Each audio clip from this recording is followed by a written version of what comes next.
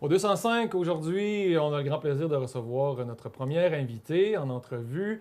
On l'a mentionné avant la pause, Patricia Aubé, qui est conseillère en vie étudiante du côté du Centre d'études collégiales de Charlevoix depuis maintenant 2 ans.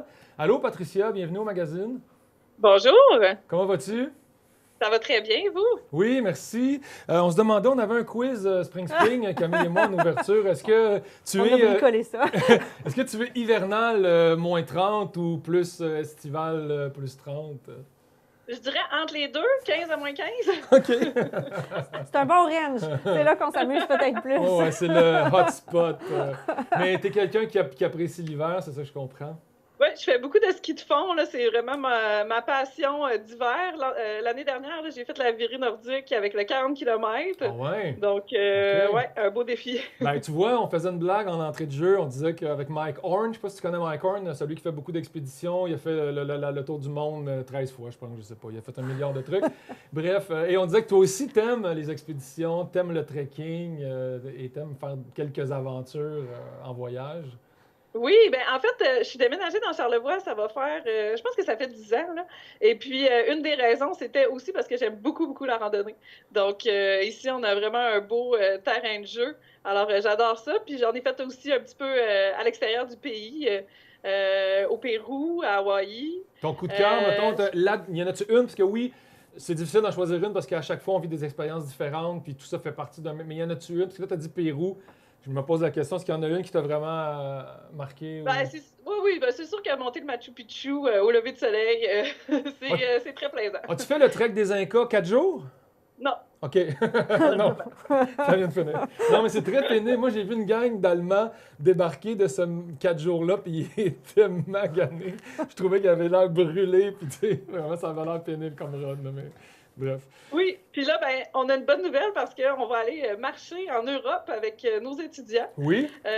Justement, oui, c'est ça, on organise un beau voyage à Paris. On a 5 étudiants du CECC qui vont partir avec moi, justement.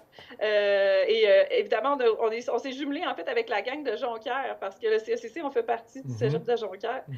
Donc, en tout, on va partir une trentaine de personnes pour visiter Paris. Fait que c'est la prochaine aventure de mon côté. Puis je te demanderais dans quel contexte et de quel objectif vous avez créé cette sortie-là avec les étudiants? C'est vraiment un voyage culturel. Donc, moi, dans le fond, je m'occupe vraiment des activités socio-culturelles et sportives.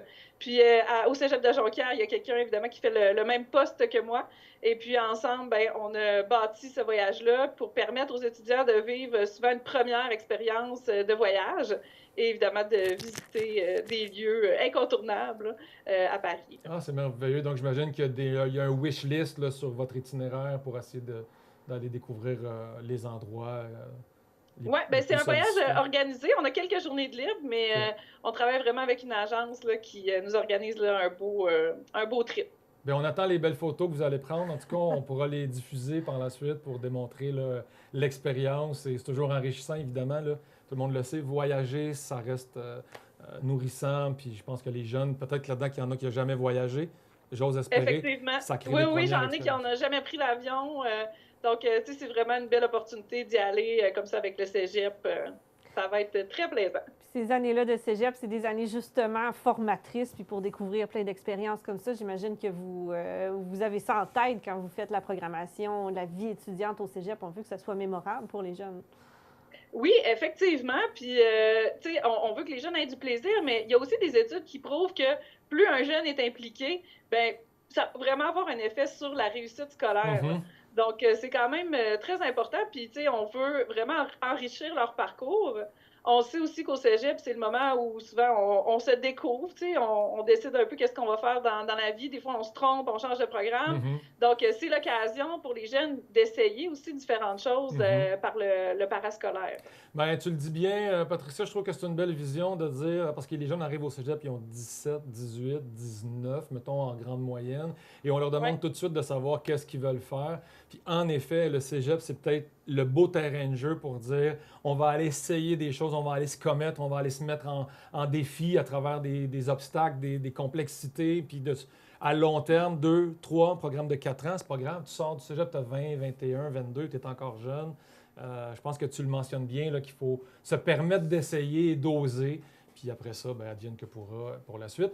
D'ailleurs, toi, tu oses proposer quelques activités. Je pense qu'il y a il y a des beaux retours, quelques nouveautés et il y a un hiver chargé du côté du CSCC. Est-ce que tu peux nous en parler? Oui, on a plusieurs activités. Là. Je dirais que cette année, là, les étudiants sont vraiment, vraiment motivés. Entre autres, là, la prochaine grosse activité qui s'en vient, c'est Cégep en spectacle. Donc, le 6 février prochain. On est vraiment contents parce que ça faisait plusieurs années qu'on n'avait pas d'édition locale là, de Cégep en spectacle au Centre d'études collégiales. Donc, cette année, là, on va avoir des numéros. On a un beau jury dont Patrice fait partie. Ben oui, ça a fait le buzz là, sur le web. C'est la nouvelle de l'heure. La nouvelle de l'heure. C'est ça. Puis, dans le fond, on veut mettre le paquet un petit peu cette année pour donner aux jeunes l'envie de se réinscrire l'année prochaine, là, puis que ça grossisse, puis qu'on maintienne cette activité-là. Dans le fond, Cégep en spectacle, c'est organisé par le RIASC, qui est comme un réseau avec tous les cégeps là, de la province de Québec. Puis le RIASC organise plein d'activités auxquelles on peut participer. C'est le fun parce que même si on est un petit centre d'études, on s'entend, on a 200 étudiants, bien, en fait, nos jeunes peuvent participer aux mêmes activités que les autres cégeps. Là. Donc, tu sais, il y a un festival d'improvisation à l'automne, bien, je suis capable d'envoyer un jeune là si ça l'intéresse. Au mois de mars, je vais avoir quelqu'un qui va aller à un festival de cinéma à Jonquière. Fait que ça permet vraiment l'ouverture là, sur le monde, là, vu qu'on est membre là, de ce réseau-là intercollégial. Donc, c'est vraiment super pour nos jeunes. Ah ben, beau retour. J'ai hâte de voir la suite. Puis évidemment, j'ai hâte de voir les belles présentations le 6 février prochain. Fait que les gens peuvent aller, là, c'est ouvert au public. Là. Absolument. Ouais. C'est à 20h, c'est gratuit, c'est ouvert à tous. Puis on a même une partie hors concours aussi pour compléter, parce que pendant que le jury va déterminer qui est le gagnant, bien là, on a des enseignants puis du personnel du CACC qui se sont impliqués et qui vont nous proposer quelques numéros. Okay. Ça risque d'être très intéressant. Merveilleux. Puis pour la suite, est-ce qu'il y a d'autres propositions d'activités qui s'en viennent? Bien sûr, effectivement. On travaille aussi beaucoup avec des partenaires locaux. Donc, entre autres, on a le Festif à l'école qui s'en vient au mois de février. On va avoir Thierry Larose qui va faire une conférence dans un cours et qui va faire aussi une performance pour tous. La semaine prochaine, j'ai le Musée d'art contemporain de Baie-Saint-Paul qui vient offrir un atelier de création. On a aussi là, un tout nouveau partenariat avec l'organisme Foliculture à Québec, qui, eux, travaillent sur le bien-être et les enjeux de santé mentale, mais via les arts visuels. Et puis, ils ont eu une subvention là, avec nous, on est partenaires. Et puis, ils ont visé vraiment les cégeps qui n'avaient pas de programme en art et lettres ou en art visuel. Donc, on en fait partie.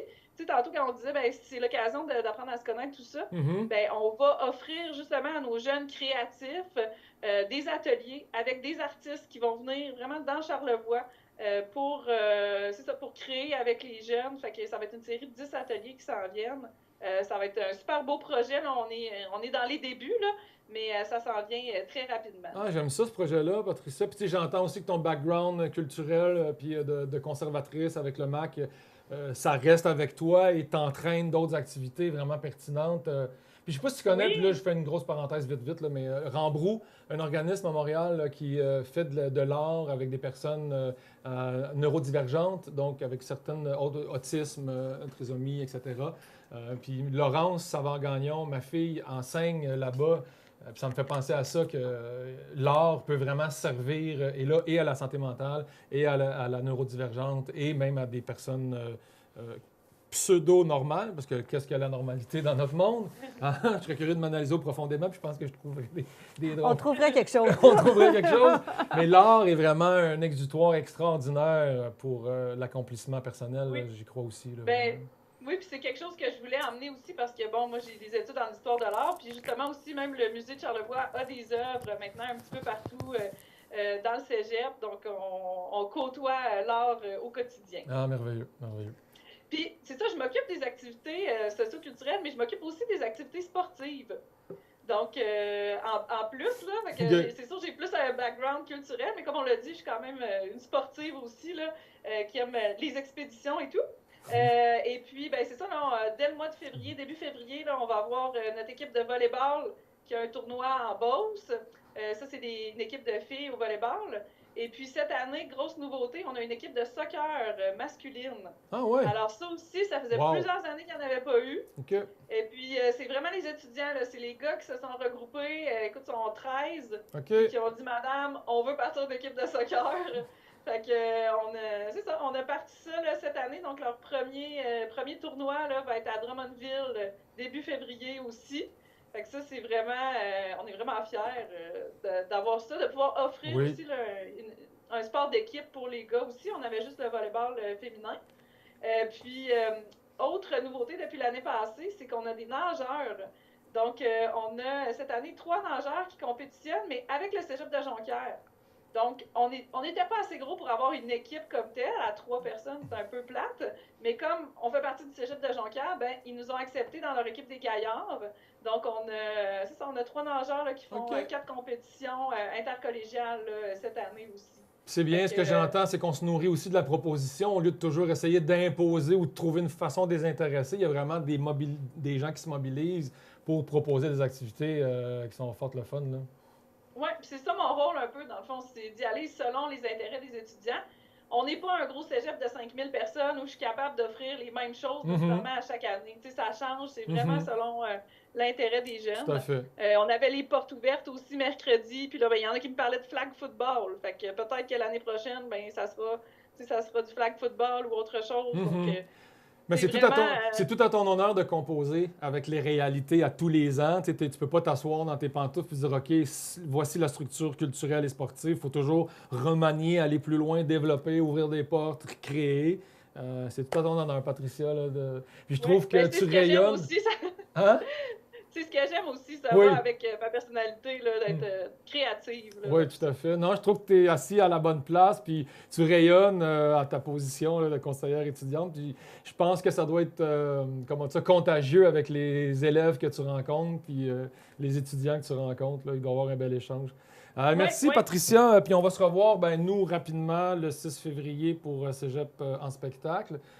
Puis sinon, peut-être qu'on aura l'occasion de se reparler là, peut-être avant la fin de la saison, se dire un petit coucou, comment a été l'hiver, comment se déroule le printemps, puis peut-être lancer tout de suite les festivités 2025-2026, qui sait, au moment où on se parlera. Ça me ferait très plaisir. Okay. Merci beaucoup. À très bientôt et plein d'expéditions. Je sais pas, fais-tu la virée nordique cette année? Oui, mais au Haute-Gorge, je fais le 20 km. OK. Ben, c'est mieux que ce soit par là. C'est là qu'il va y avoir de la neige, hein, parce que côté fleuve, on s'inquiète. Oui, c'est ça. Effectivement. La voie ferrée est caoteuse. Bon, on te souhaite une belle expédition avec la virée nordique. On va vous en reparler de la virée nordique qui revient encore une fois cette année en février. T'as pas les dates vite comme ça, Patricia? C'est dans le coin du 15-16? Oui, mi-février, oui. Mi-février. Donc, de toute façon, on va vous en reparler très bientôt. Merci, Patricia, d'avoir été avec nous. On va poursuivre avec une courte pause vidéo, si je ne me trompe, à la Réal. Est-ce que c'est là qu'on s'en va, monsieur la réalisation? Merci, monsieur le réalisateur. Oui, monsieur le réalisateur. Il l'a dit gentiment. Mon Dieu, il est dans ses... Il est de bonne humeur. Il est de bonne humeur. Donc, on fait une courte pause et on poursuit au 205 magazines.